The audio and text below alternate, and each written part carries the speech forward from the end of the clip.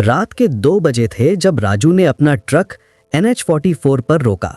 Engine की आवाज बंद होते ही चारों तरफ एक अजीब सी खामोशी छा गई। ये वो खामोशी नहीं थी जो आम तौर पर रात में होती है, ये कुछ और ही था, जैसे पूरी दुनिया सांस रोककर कुछ इंतजार कर रही हो। वो जानता था कि यहाँ रुकना ठीक नहीं, लेकिन उसकी आंखें बंद हो रही थीं। पिछले 18 घंटों से लगातार गाड़ी चला रहा था। राजू एक एक्सपीरियंस ड्राइवर था, 20 साल से ट्रक्स चला रहा था। उसने देश की हर हाईवे देखी थी, दिल्ली से कन्याकुमारी तक, मुंबई से कोलकाता तक, हर रूट उसकी मेमोरी में था। लेकिन आज कुछ अलग था।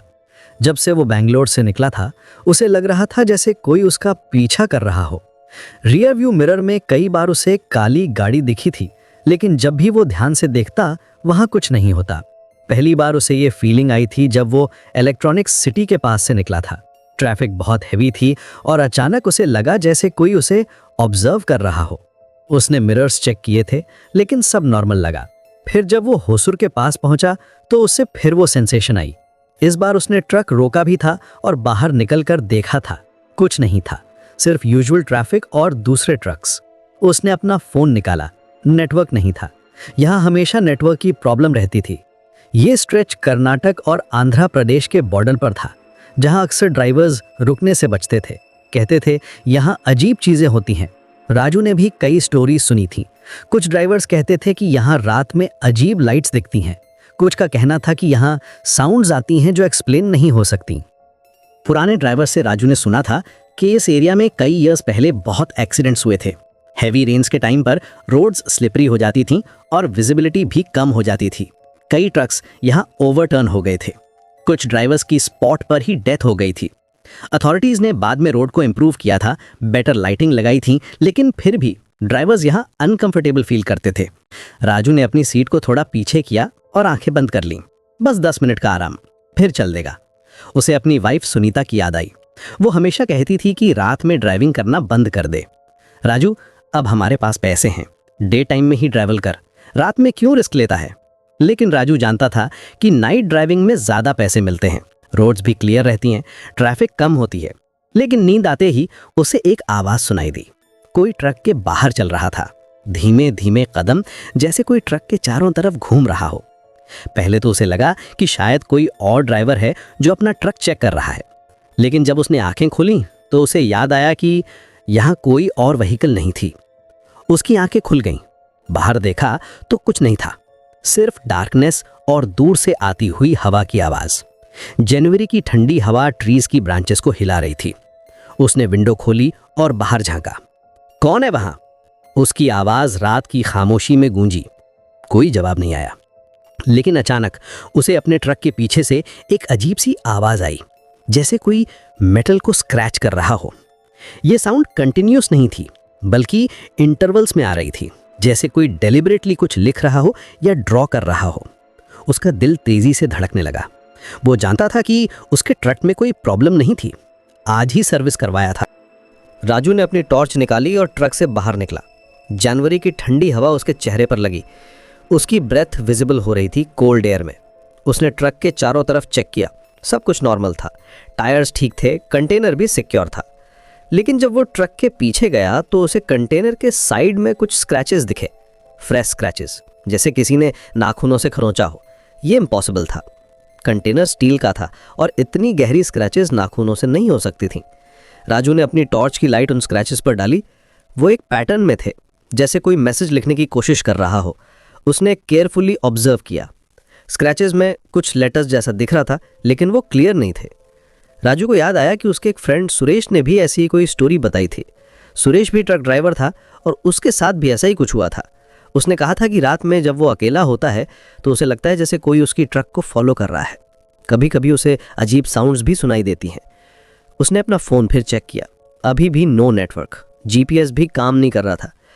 ये बहुत स्ट्रेंज था क्योंकि उसका फ़ोन लेटेस्ट मॉडल का था और यूजुअली यहाँ भी सिग्नल मिलता था। उसने फ़ोन को रीस्टार्ट किया, लेकिन कुछ नहीं हुआ। स्क्रीन पर नो सर्विस लिखा रह गया। राजू को अब डर लगने लगा था। उसने कई ईयर्स में ऐसी सिचुएशन फेस नहीं की थी। यूजुअली जब भी कोई टेक्निकल प्रॉब्लम होती थी तो वो उसे सॉल्व कर लेता था, लेकिन ये सब कुछ अजीब था।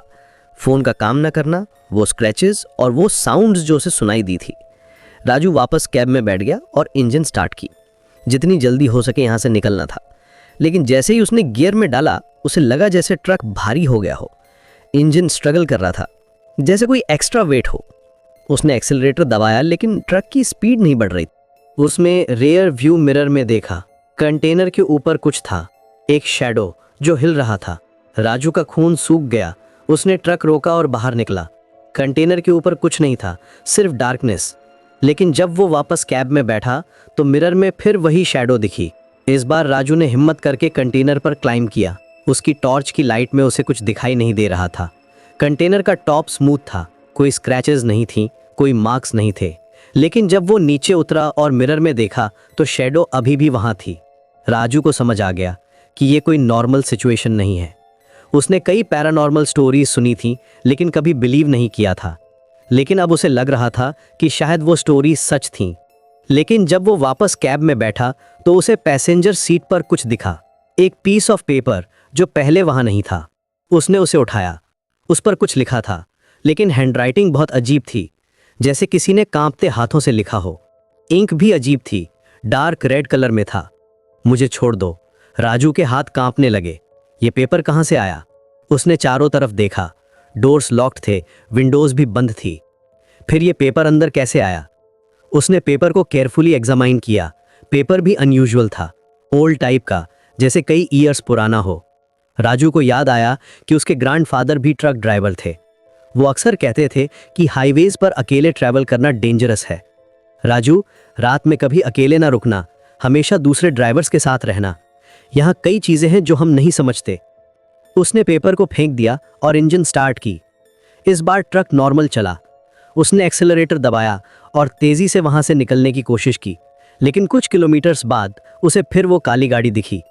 इस बार वो बहुत पास थी। राजू ने स्पीड बढ़ाई, लेकिन काली गाड़ी भी उसके साथ साथ चल रही थी।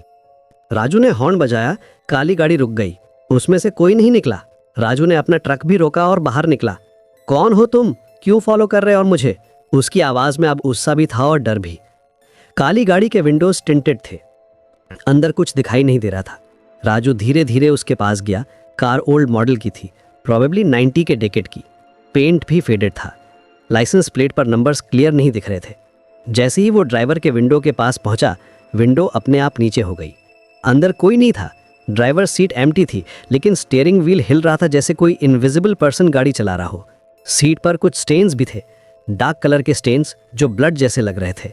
राजू पीछे हट गया। उसका दिल इतनी तेजी से धड़क रहा था कि उसे लगा वो बेहोश हो जाएगा। उसने अपने ट्रक की तरफ भागना शुरू किया, लेकिन जैसे ही वो कैब में बैठा उसे लगा जैसे कोई उसके साथ बैठा हो। पैसेंजर सीट पर एक फिगर था, धुंधला सा, जैसे स्मोक से बना हो। उसका फेस क्लियर नहीं था, लेकिन आईज बहुत ब्राइट थीं, रेड आईज जो राजू को घूर रही थीं। फिगर के चारों तरफ एक अजीब सा ऑरा था, कोल्ड फीलिंग, जैसे टेम्परेचर अचानक ड्रॉप हो गई हो। तुमने मुझे डिस्टर्ब किया है, एक आवाज आई। ये आवाज कैब के अंदर से आ रही थी, लेकिन कहीं से भी नहीं, जैसे हवा में से आ रही हो। आवाज में पेन था, लेकिन एंगर भी था।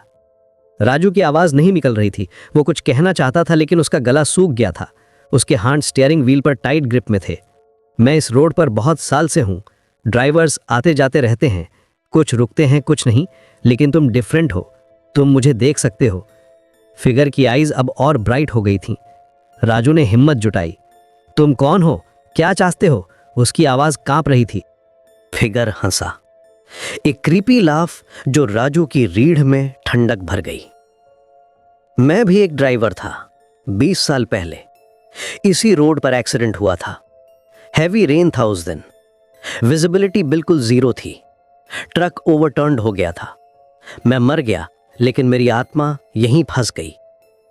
राजू को समझ आ गया ये कोई घोस्ट था, लेकिन वो इसे क्यों देख पा रहा था? उसने कभी ऐसी चीजों पर बिलीव नहीं किया था।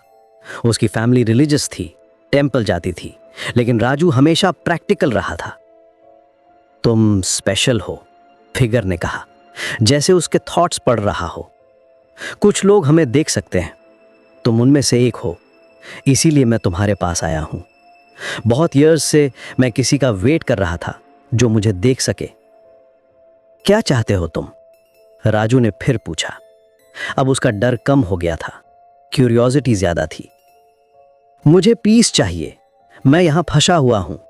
मेरा ट्रक एक्सीडेंट के बाद यहीं कहीं बरीड है। अथॉरिटीज ने उसे प्रॉपरली डिस्पोज नहीं किया था, बस मिट्टी डाल दी थी। रेन के टाइम पर मिट्टी वॉश हो जाती है और कभी कभी ट्रक के पार्ट्स दिखाई दे जाते हैं। राजू ने अपनी टॉर्च ली और ट्रक से बाहर निकला। फिगर भी उसके साथ चला। अब वो ज्यादा क्लियर दिख रहा था। एक middle aged man truck driver की ड्रेस में। उसके फेस पर इंजरीज के मार्क्स थे, प्रॉबेबली एक्सीडेंट के टाइम के। वो जंगल में गए। पाथ नहीं था, सिर्फ बुशेस और ट्रीज। बनियन ट्री मिल गया। वो बहुत ओल्ड था, प्रॉबेबली हंड्रेड्स ऑफ ईयर्स का। उसके नीचे ग्राउंड अनइवन था। कुछ एरियाज रेज्ड थे, कुछ डिप्रेस्ड। राजू ने अपने हैंड से मिट्टी हटानी शुरू की। कुछ देर बाद उसे मेटल का एक पीस मिला। ट्रक का पार्ट था। यहां है, फिगर ने कहा। मेरा ट्रक यहीं है। अब मुझे पीस मिलेगी। उसकी आवाज में रिलीफ था। राजू ने और मिट्टी हटाई। स्लोली स्लोली पूरा ट्रक विजिबल होने लगा। वो कंप्लीटली बरीड था। कैबिन क्रश हो गया था, कंटेनर भी डैमेज था। राजू को अंदाजा हो गया कि एक्सीडेंट कितना सीवियर रहा होगा। उसने अपना फ़ोन निकाला। अचानक नेटवर्क आ गया था। उसने अथॉरिटीज़ को कॉल किया और लोकेशन बताई। सर, यहाँ एक ओल्ड ट्रक बरीड है, प्रोबेबली एक्सीडेंट का केस है। आप लोग आके इन्वेस्टिगेट कर सकते हैं। थैंक यू, फिगर ने कहा। अब उसकी आवाज़ पीसफुल थी। अब मैं जा सकूंगा। 20 साल से मैं इस मोमेंट का वेट कर रहा था। फिगर धीरे धीरे फेड होने लगा। कुछ ही सेकंड्स में वो कंप्लीटली गायब हो गया। राजू अकेला खड़ा था जंगल में। वो वापस अपने ट्रक के पास गया। अब सब कुछ नॉर्मल लग रहा था। काली गाड़ी भी गायब थी। उसने इंजन स्टार्ट की और वहां से निकल गया। ड्राइव करते टाइम उसे लग रहा था जैसे कोई बर्डन उसके शोल्डर्स से उतर गया हो। अगली मॉर्निंग जब अथॉरिटीज आए तो उन्होंने वो ओल्ड ट्रक निकाला। न्यूज़ में आया कि 20 साल पहले का मिसिंग ट्रक मिला है। ड्राइवर का बॉडी भी मिला था, जिसका प्रॉपर क्रीमेशन किया गया। लोकल न्यूज़पेपर में भी स्टोरी आई थी। 20-year-old मिस्ट्री सॉल्व्ड हेडलाइन था। राजू ने कभी किसी को ये स्टोरी नहीं बताई, उसकी वाइफ सुनीता को भी नहीं। वो जानता था कि कोई बिलीव नहीं करेगा।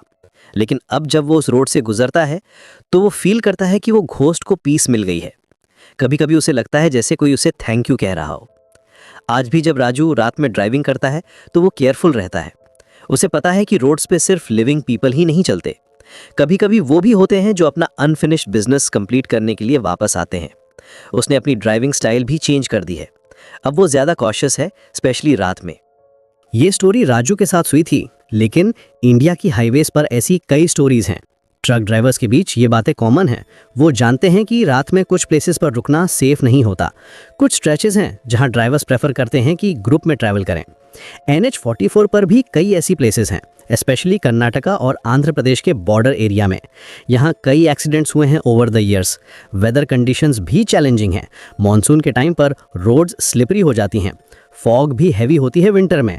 टेक्नोलॉजी बढ़ गई है, GPS और स्मार्टफोन्स आ गए हैं, लेकिन कुछ चीज़ें अभी भी मिस्ट्री हैं। कुछ एक्सपीरियंसेस ऐसे होते हैं जिन्हें साइंस एक्सप्लेन नहीं कर सकती।